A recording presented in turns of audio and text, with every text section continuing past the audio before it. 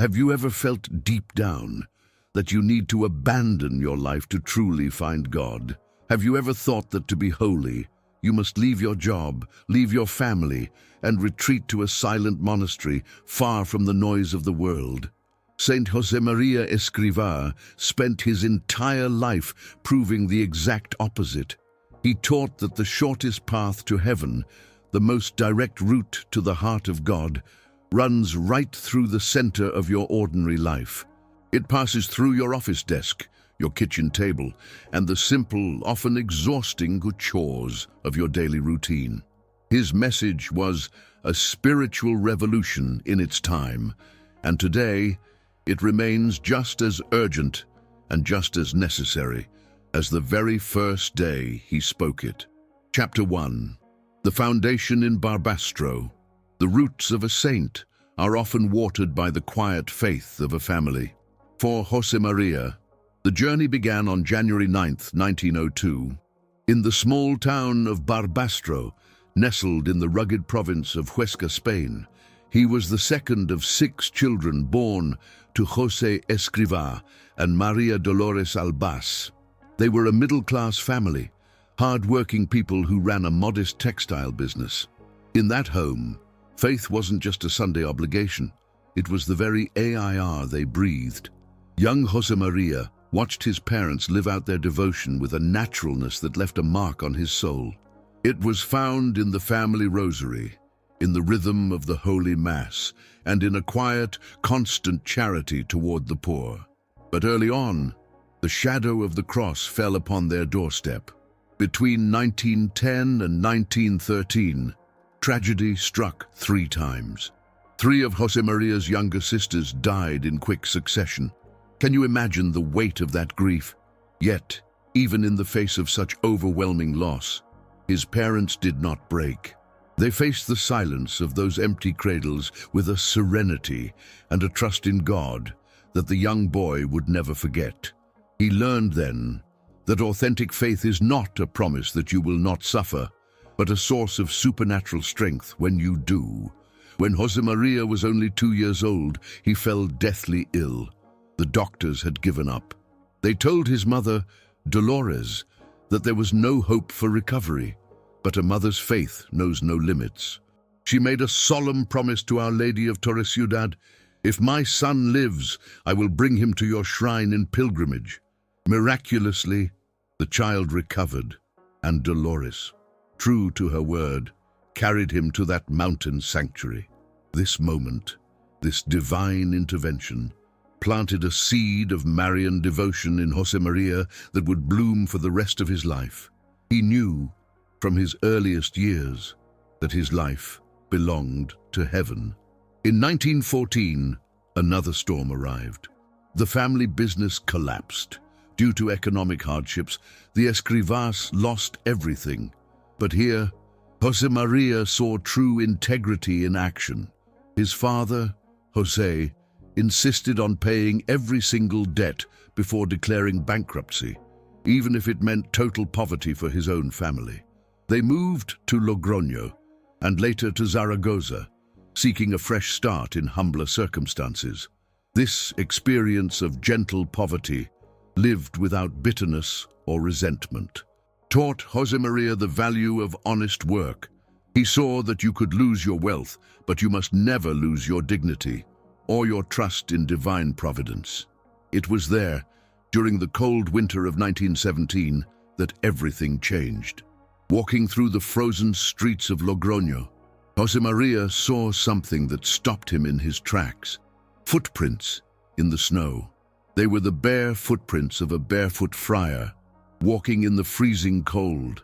In that moment, a profound shock went through his heart. He thought, if others can sacrifice so much for God, what am I doing?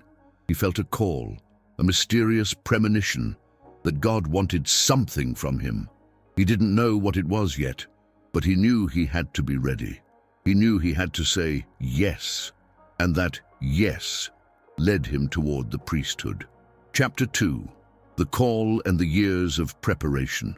Deciding to become a priest was not an easy path for the Escrivá family. As the only surviving son, his father, Jose, had hoped Josemaría would rebuild the family's fortunes. But when he saw the firmness in his son's eyes, he accepted it with a heavy but loving heart. He told his son, with tears in his eyes, "My son, think carefully about what you are doing. A priest must be a saint, and that is very, very difficult." Josemaría's answer was simple, rooted in humility. He trusted not in his own strength, but in the grace of God. At 16, he entered the seminary, first in Logroño, then in Zaragoza. He was a brilliant student, but he was more than just a scholar. His superiors noticed a spiritual maturity that was far beyond his years. He lived in a state of perpetual search, constantly praying, "Lord, let me see. Lady, let it be." He was waiting for the something more that he felt was coming. Then, a unique twist in his formation. At the suggestion of his spiritual director, Josemaría began to study civil law at the University of Zaragoza, while simultaneously finishing his theology. A seminarian in a secular law school. It seemed strange to some, but Josemaría felt that his future mission would be deeply connected to the secular world, to the university, and to the professional lives of ordinary people. He was preparing to be a priest who understood the world, so he could bring the world to God. Finally, the great day arrived. On March 28, 1925, in the shadow of the great Basilica of Our Lady of the Pillar, Josemaría was ordained a priest. He was only 23 years old. It was a day of intense emotion, but also of deep sorrow. His father, the man who had taught him the meaning of integrity, had passed away just months before. He never saw his son stand at the altar. But as Josemaría celebrated his first Mass, he felt his father's presence and his blessing coming from eternity. He offered that Mass for his father's soul with the same serene confidence that had guided his family through the darkest of times. A new light was beginning to shine, and the world, though it didn't know it yet, was about to be transformed. Chapter 3, October 2nd, 1928, the birth of Opus Dei. In the quiet intensity of a spiritual retreat, God revealed to Josemaría with unmistakable clarity the mission that would define the rest of his life on earth. It was October 2nd, 1928. The feast of the Holy Guardian Angels. Josemaría Escrivá was in Madrid, staying at the house of the Pauline Fathers. He had moved to the capital to complete his doctorate in law, but his soul was occupied with a much deeper pursuit. During those days of profound silence and prayer, as he sat reviewing the spiritual notes he had meticulously gathered over the years, something extraordinary happened. He would later describe this moment not as a movie or a ghostly apparition, but by saying simply that he saw Opus Dei. This was not a supernatural vision in the traditional sense. No, it was a sudden, sharp, and overwhelming interior illumination. In that single instant, the fragmented pieces of his years of searching and waiting finally locked into place. He understood, with absolute precision, exactly what God had been preparing him for all along. What Josemaría saw in that room was something radically new, something that challenged centuries of religious tradition. He saw an institution whose members would not be monks or nuns. They would not flee the world or take vows to live behind cloistered walls. Instead, he saw ordinary men and women, the worker at his bench, the professional in her office, the father at the dinner table, and the student in the library. These people would find sanctity, not by leaving their lives, but precisely in and through the daily grind, in the middle of their ordinary circumstances, without changing their secular status. The novelty of this vision was so profound, so revolutionary, that Josemaría struggled for a long time to even find the words to describe it. What he had seen had no clear blueprint in the spiritual history of the Church. It was a call to be a saint in the middle of the street. This foundational moment was the destination of years of agonizing prayer, but it was also the starting line for decades of exhausting, heroic work. To give this divine inspiration a concrete form, Josemaría would have to fight for years. With a tenacity and patience that can only be described as superhuman, he had to convince the world and the church that the everyday saint was not a myth. Many simply could not grasp it. In their minds, holiness required separation from the world. They didn't understand how the trenches of daily work could be a path to perfection. The date, October the 2nd, was forever etched into history as the founding day of Opus Dei. From that very first moment, Josemaría knew he wasn't just pursuing a good idea. He was carrying a divine mandate. He knew he had to be faithful to the smallest detail of what he had seen, adding nothing and taking nothing away, even if it meant swimming against the tide of established religious thought. This unyielding fidelity, maintained through decades of misunderstanding, would become the hallmark of his life as a founder. In the days following that October 2nd, Josemaría began his search for the first young souls who would share this vision. He looked for ordinary people, students and workers, and proposed to them a path of full holiness, a path that didn't ask them to leave their lives, but to live them with a new, eternal depth. This initial apostolate started with zero resources, in a historical context that was rapidly becoming dark and difficult, revealed Josemaría's incredible gift. He could communicate his vision with such fire that young people from all walks of life became convinced that this was a path worth walking, no matter the cost. Chapter 4. The early years, trials, growth, and grit. Amidst waves of confusion and mounting obstacles, Josemaría began to build, brick by brick, the work God had entrusted to him. The first years of Opus Dei were marked by a level of difficulty that would have crushed anyone not sustained by the certainty of a divine mission. Material resources were non-existent. Josemaría conducted his ministry in modest, cramped apartments in Madrid, his pockets often empty. He depended entirely on the generosity of his first few followers and on his own holy audacity to find resources where there were none. But this radical poverty didn't slow him down. On the contrary, he saw it as proof. If something could grow in such barren soil, it had to be the work of God's grace. But the hardest trials came from within the church itself. Many priests and religious leaders of the time were baffled by Opus Dei. Some even viewed it with suspicion. The very idea that a regular person without religious vows could reach the heights of sanctity while living a secular life sounded like a dangerous confusion, or at best, a naive dream. Josemaría faced these criticisms with immense patience. He harbored no resentment. He understood that true novelty always meets resistance, and that his best answer was to simply keep building, faithfully, what God had shown him. During those formative years, Josemaría's pastoral activity was overwhelming. He didn't just lead the growing Opus Dei. He served as a chaplain in the hospitals of Madrid, spending his days among the poorest of the poor and the terminally ill. He was a spiritual director to people from every social class.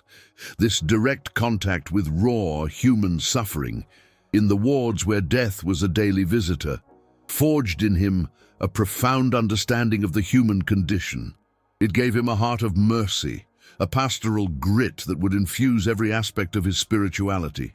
Then, in 1930, just 2 years after the foundation, Josemaría expanded Opus Dei to include women. He understood that the universal call to holiness in the daily grind could not be limited to only half of humanity. This expansion, which was part of his original vision, but required careful discernment to implement, added a new dimension to the work. From that point on, Opus Dei would be a family of men and women, single and married, from every cultural and social background, all united by the same mission, finding God in their work and in their everyday lives. The apostolic work of those early years was like planting seeds in a hidden garden. They seemed modest at first, but they were the bedrock of what would become a global institution. University students in Madrid, who had found a spiritual path that gave meaning to their studies and their futures, began to spread this fire among their friends. This was the beginning of the apostolate of friendship and confidence, a personal, heart-to-heart way of sharing the faith that would always be the most characteristic feature of the work. It wasn't about propaganda. It was about one friend telling another that God is waiting for us in the middle of the street. Chapter 5. The Spanish Civil War. Faith amidst the crucible of persecution. In one of the darkest chapters of modern history, a time when the very foundations of society were shaken to the core, Josemaría Escrivá stood firm, maintaining his mission and his undying faith in the face of absolute peril. The explosion of the Spanish Civil War in July 1936 plunged the nation into a nightmare of fratricidal violence, a conflict that brought devastating consequences for the Catholic Church, especially in areas gripped by the fury of the revolutionary forces. Thousands of priests and religious sisters were hunted down and murdered. Historic churches and ancient convents were reduced to ashes, and the public practice of faith was suppressed with a ferocity that echoed the most brutal persecutions of ancient Rome. Madrid, the city where Josemaría had poured his heart into his ministry, became a ghost town for the faithful. And as a Catholic priest, his very presence was a death sentence if he were discovered. During those first, terrifying months of the war, Josemaría was forced into the shadows, living a life of clandestinity. He sought refuge in the cramped quarters of friends' homes, moving frequently like a fugitive to evade capture, living with the constant anxiety of a man whose life depended on staying invisible. In those extreme circumstances, the man who lived for the Eucharist was unable to celebrate Mass for months, because to do so would mean certain death, not just for himself, but for the brave families who risked everything to shelter him. Yet, even in the silence and the fear, he maintained his prayer life with a ferocious intensity, finding in his direct contact with God the strength to never surrender to despair, proving that the ordinary life can be lived even in the middle of a war zone. By the end of 1937, after more than a year of living like a ghost in Madrid, Josemaría knew he had to act. He undertook the perilous journey across the Pyrenees Mountains to reach the national zone, where he could finally breathe, where he could exercise his priesthood openly and continue the vital work of Opus Dei. This journey, undertaken in the dead of winter through jagged mountain passes and under the most extreme weather conditions, was a borderline experience that Josemaría would later describe as a moment where he felt the tangible protection of divine providence. The group of fugitives struggled against the bone-chilling cold, utter exhaustion, and the constant threat of being caught by patrols. But finally, by God's grace, they reached their destination. The true significance of this period, however, is not just that he survived. It is how he interpreted the suffering. He did not see the war as an interruption of his mission. No, he saw it as a purification, a supernatural refining process that God was working within him and the first members of Opus Dei. The persecution, the hunger, and the uncertainty were seen through the lens of faith, as instruments of sanctification, tools the Lord was using to temper the spirits of those called to this heroic mission. Establishing himself in Burgos in early 1938, Josemaría resumed his apostolic work with renewed energy. He poured his soul into writing, publishing some of his most vital spiritual reflections, and began to lay the groundwork for what was to come. While the war meant destruction for many, for Josemaría, it was a period of spiritual consolidation, a preparation for a global expansion that would change the world forever. Chapter 6. global horizons, and the power of the Way. With peace finally restored, Josemaría looked beyond the borders of Spain, ready to ignite the fire of the gospel across the globe. After the Civil War ended in 1939, he returned to Madrid, working with every ounce of energy he had saved during the war years to build the structures necessary for the growth of the work. That same year, he published a book that would become a spiritual landmark, The Way, Camino. It was a collection of 999 brief, direct, and piercing spiritual reflections that distilled the essence of a spirituality he had been refining for years. What began as a guide for his close followers soon became one of the most widely read Catholic books in history, with millions of copies sold in dozens of languages. The Way put into words his central spiritual breakthrough, that the daily grind, our professional work, our family struggles, and our social interactions are the very materials with which a Christian builds their path to heaven. His words were sharp, challenging the reader to elevate the moral and spiritual quality of every single act.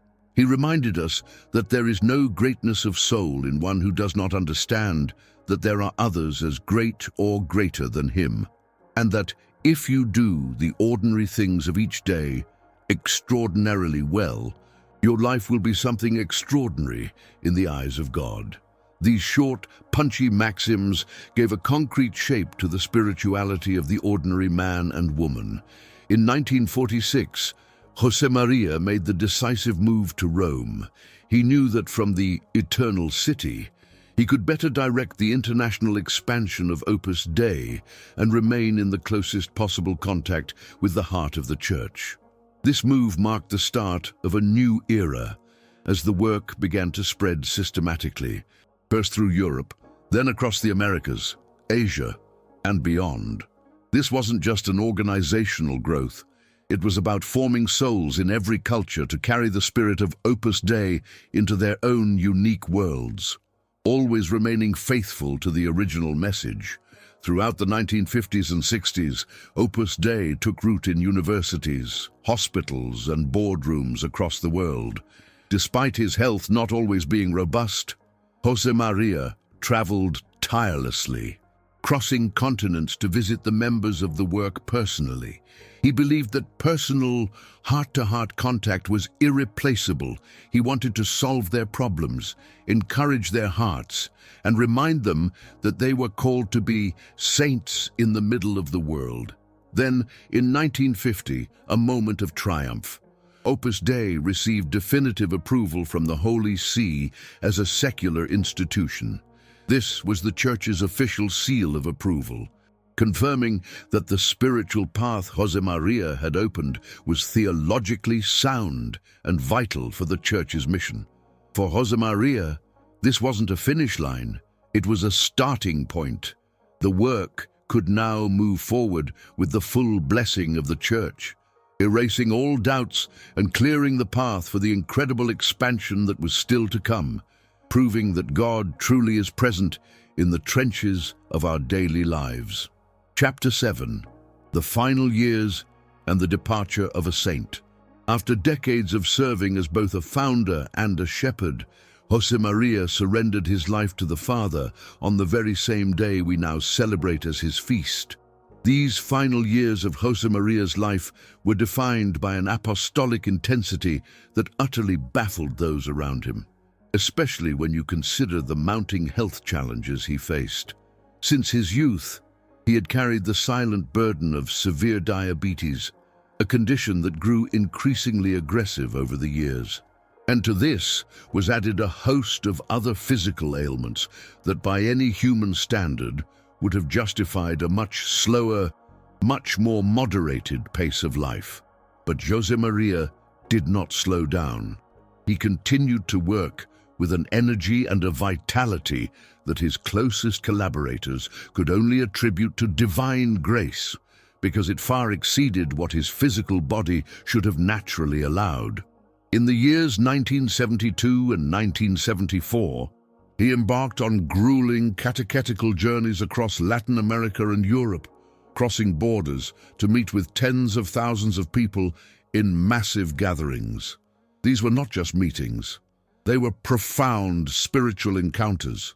In these fireside chats on a grand scale, Josemaría would respond with a shocking sense of freedom and freshness to the most diverse questions about faith, about the challenges of Christian living, and about the spirituality of work.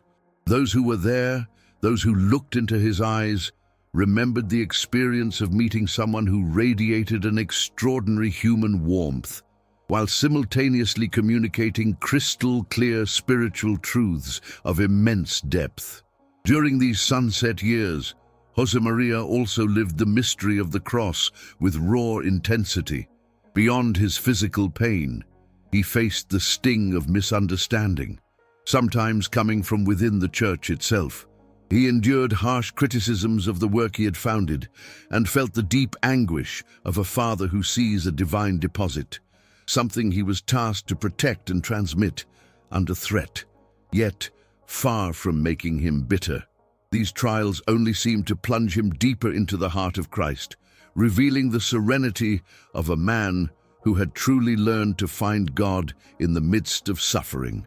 On June 26, 1975, on the Feast of the Sacred Heart of Jesus, Josemaría Escrivá passed away suddenly in Rome, at the headquarters of Opus Dei. He had begun that morning with his usual routine of hard work and prayer, meeting with his closest aides. Just before noon, while in his office, he suffered a massive collapse. His collaborators, rushing in after hearing a sound, found him already gone. His eyes were open, fixed upon an image of the Virgin Mary that watched over the room.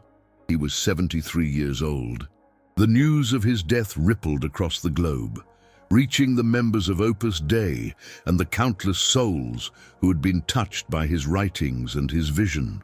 The reaction was one of profound grief, yes, but it was quickly overshadowed by an overwhelming sense of peace and gratitude.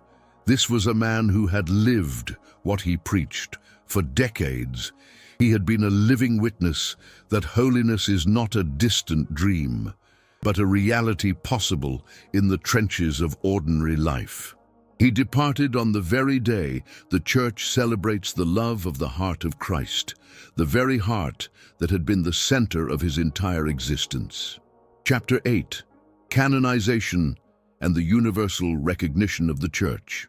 The Church officially recognized in Josemaría Escrivá a model of sanctity for the modern age. The process for his canonization was one of the swiftest in recent history, a testament to the sheer scale and solidity of his reputation for holiness. On April 9, 1990, a mere 15 years after his death, Pope John Paul II declared him venerable, recognizing that he had lived the Christian virtues to a heroic degree. The investigation, both at the local and Vatican levels, had rigorously examined his life and the testimonies of thousands of people from every social, cultural, and geographic background imaginable. His beatification took place on May 17, 1992, in a ceremony at St. Peter's Square that drew an extraordinary multitude of the faithful from every continent. Pope John Paul II, who had known Josemaría personally and shared his vision of holiness in the daily grind, presided over the ceremony with visible emotion. In his homily, he underscored the urgency of the new Blessed's message, stating, "His witness, his word, and his example remind us all that the call to holiness is universal." The final step, his canonization, was celebrated on October 6, 2002. Once again in St. Peter's Square, the crowd that gathered was estimated at several 100,000 people, making it one of the largest gatherings in the history of Vatican canonizations. John Paul II, though physically weakened by illness, presided with his characteristic spiritual strength, proclaiming Saint Josemaría Escrivá as a model of holiness for the 21st century. The massive presence of people from so many different nations and cultures was in itself a powerful proof of the universal reach of the message God had entrusted to Josemaría on that October morning in 1928. But the Church's recognition went beyond the man himself. In 1982, Pope John Paul II established Opus Dei as a personal prelature, a new canonical structure in the Church that perfectly fit the specific nature of the institution Josemaría had founded, providing it with the legal framework necessary for its global mission. This institutional recognition completed the full integration of Opus Dei into the structure of the Universal Church, confirming the validity and the importance of the mission Josemaría had carried on his shoulders. Devotion to Saint Josemaría has since spread like wildfire around the world, with countless parishes, churches, and apostolic centers dedicated to his patronage. The celebration of his feast day on June 26th is now a moment for millions of people across 5 continents to renew their commitment to seeking God in the ordinary circumstances of their lives. They remember that the path he paved is just as necessary and just as valid today as it was when he first walked it. Chapter 9. The Sanctification of Ordinary Work. The Great Legacy. The central message of Saint Josemaría remains a spiritual revolution that is more relevant today than ever before. The most original and perhaps the most lasting contribution of Saint Josemaría Escrivá to Christian spirituality is his profound understanding of human work as a privileged path to sanctification. Today, this concept might sound familiar to us, almost like part of our modern spiritual DNA. But back in the 1930s, it was truly revolutionary. At that time, there was a deeply rooted belief that Christian perfection belonged only to those who fled the world, those who left behind their secular jobs to seek refuge in a monastery or a convent. Josemaría stood up against that tide, challenging the idea that holiness was reserved for a spiritual elite. For Josemaría, the daily grind was never just an economic burden. It wasn't something a Christian had to put up with while waiting for real spiritual moments. No, work is the exact place where every man and woman is called to encounter the living God. It is the very soil where sanctity takes root. This isn't just a nice sentiment. It is grounded in the profound reality of the Incarnation. Think about it. The Son of God himself chose to spend 30 years as a carpenter in a small town called Nazareth, long before he ever stepped into the public eye. Why? Because he wanted to show us that human labor has an inherent dignity, that it can be a bridge, a direct path of union with the Father. Josemaría loved to contemplate those hidden years of Jesus, seeing them as the perfect blueprint for how we can sanctify our own ordinary lives. His teaching on work is built on 3 pillars that must stand together at the same time. First, sanctified work. This means doing your job with the highest level of skill and excellence possible. To offer God a job poorly done, a job done with laziness or indifference, would be an insult to his glory. Second, sanctifying work. This is how the work changes us, how it contributes to our own growth in grace when we offer it up with a pure heart. And third, apostolic work. Your workplace becomes your mission field, a place where your faith isn't preached from a pulpit, but lived out with such consistency and natural joy that it becomes contagious to everyone around you. This vision has massive, life-altering consequences for us today.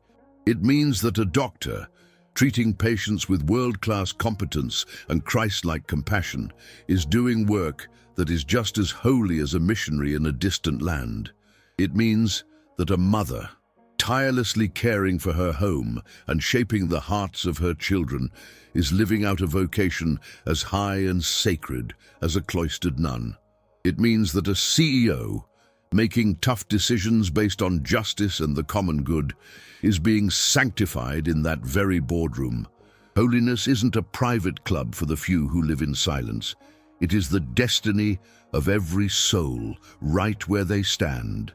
This message, which the Second Vatican Council would later embrace as the universal call to holiness, marks Saint Josemaría as a prophet. He saw, decades in advance, what the Holy Spirit was preparing for the modern church. His voice is more necessary now than ever before, in an age where our lives are so fragmented, where we often keep our faith in a Sunday morning box, separate from our professional and social lives.